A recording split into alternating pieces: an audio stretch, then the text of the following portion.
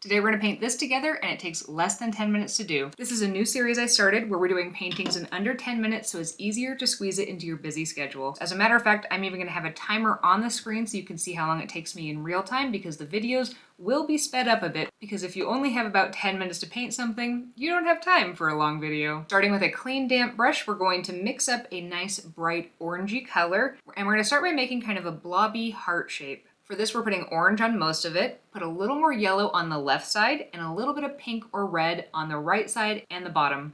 And then peaches kind of have two round parts on them, so if you want, you can drop a little bit of that down kind of the center. And then we want to lift out a couple highlights. And if you want to add some more peaches in the background, go ahead and do that. You're going to fill them in a similar manner, just make them a little bit smaller. Then I'm going to wash my brush and I'm going to fill it with a nice dark brown color. And when I'm filling my brush in this instance, I'm erring on the side of a little bit too little watercolor because I don't want this to be super wet.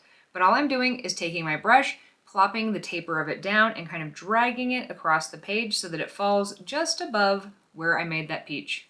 And you can add in as many branches as you like or can fit into this time on your page. Then I'm going to wash my brush and I'm going to fill it with a nice green color. Now, I am working over areas that have not been dried, but because I worked so dry in the first place, most of these areas will be dry enough to paint over them already. And I'm going to start by adding in very chaotic C shapes in both directions. Peach leaves are really cute and they have this lovely little curve to them. So we just want to add a whole bunch along the branch line of these C shapes going in all sorts of directions. As you move through painting these, you can change the green a bit if you want. Just add it to all of the branches that you've added there.